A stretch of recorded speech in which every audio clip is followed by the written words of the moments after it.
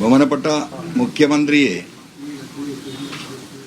ഈ കള്ളക്കടത്തിന് നേതൃത്വം നൽകിയിരുന്ന ADGP അജിത് കുമാർ തെറ്റിദ്ധരിപ്പിച്ച് ഈ കള്ളക്കടത്തുകാരുടെ പിന്നിൽ PV അൻവറാണ് എന്ന് അദ്ദേഹത്തെ ധരിപ്പിച്ചതിന് ശേഷം അദ്ദേഹം അങ്ങനെ സ്റ്റേറ്റ്മെന്റ് നടത്തുകയുണ്ടായി.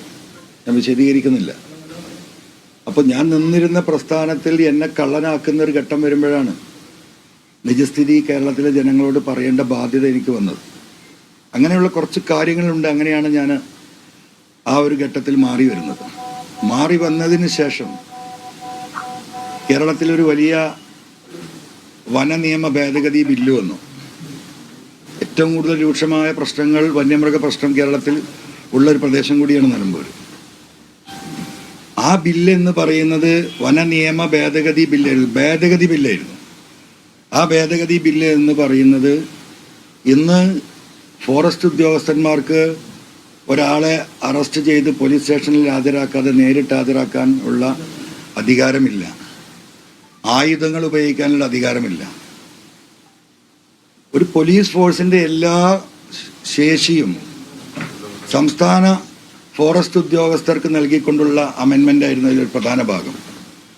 എന്ന് പറഞ്ഞാൽ ഇന്ന് ഈ മലയോര മേഖലയാകെ ജനങ്ങളും ഫോറസ്റ്റ് ഡിപ്പാർട്ട്മെൻറ്റുമായിട്ട് എന്നും പ്രതിഷേധങ്ങളും പ്രശ്നങ്ങളും സമരങ്ങളുമാണ്.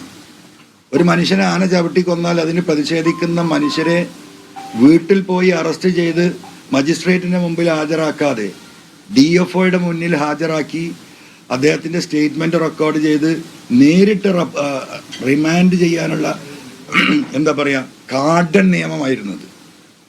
ആ നിയമത്തെ നമ്മൾ എതിർത്തു. ഇന്ന് നമ്മളെ കുടിവെള്ളം തരുന്നത് മുഴുവൻ പുഴകളാണ്. ആ പുഴകൾ ആരംഭിക്കുന്നത് ഒട്ടുമിക്കതും ഫോറസ്റ്റിൽ നിന്നാണ്.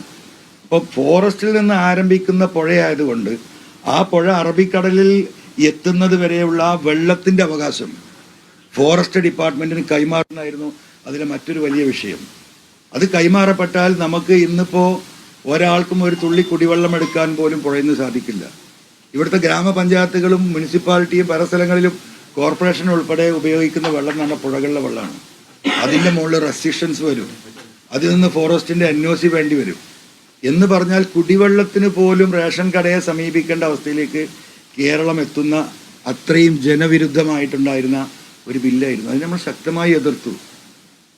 അതിനെ എതിർക്കുന്നതും ഇങ്ങനെ ഒരു ബില്ല് വരുന്നുണ്ട് എന്ന് കേരളത്തിലെ ജനങ്ങളോട് അന്ന് ഞാനാണ് വിളിച്ചു പറയുന്നത്. ആ ബില്ല് പബ്ലിഷ് ചെയ്തില്ല, പത്രത്തിൽ പരസ്യം ചെയ്തില്ല, ജനങ്ങളോടുള്ള അതിനുള്ള പ്രതികരണം തേടിയില്ല. ഗസറ്റിൽ പബ്ലിഷ് ചെയ്തുകൊണ്ട് നിയമസഭ പോലും അറിയാതെ ഒളിച്ചു കടത്തിയ നിയമസഭയിൽ MLA മാർ ഉച്ചഭക്ഷണം കഴിക്കുന്ന സമയത്ത് അത് പാസ്സാക്കിയെടുക്കാനുള്ള നിഗൂഢമായ നീക്കത്തെ അന്ന് ആ സമരത്തിലൂടെയാണ് ഞാൻ പൊളിക്കുന്നത്.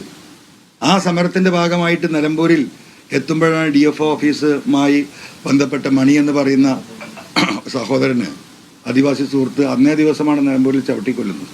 അങ്ങനെയാണ് നമ്മൾ ഫോറസ്റ്റ് ഓഫീസ് ഉപരോധിക്കുന്നത്. ആ ഫോറസ്റ്റ് ഓഫീസ് ഉപരോധിച്ച ആ സമരത്തിൽ അവിടെ ഒരു പ്ലാസ്റ്റിക് സ്റ്റൂളും ഒരു ഗ്ലാസും പൊട്ടി 350-550 രൂപയുടെ നഷ്ടമാണ്.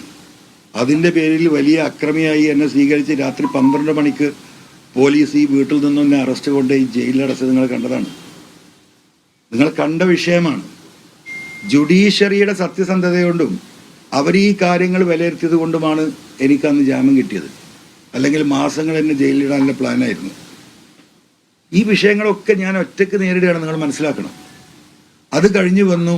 അതിൻ്റെ മുമ്പ് ചേലക്കര തിരഞ്ഞെടുപ്പ് നടന്നു, പാലക്കാട് തിരഞ്ഞെടുപ്പ് നടന്നു. ഞങ്ങൾ ആ വിട്ടു വന്ന സമയത്താണ്. അങ്ങനെ ഈ തെരഞ്ഞെടുപ്പിൽ UDFന് പിന്തുണ കൊടുക്കണമെന്ന് പറഞ്ഞു. ഞങ്ങൾ കൂടിയാലോചനകൾ നടത്തി. പാലക്കാട്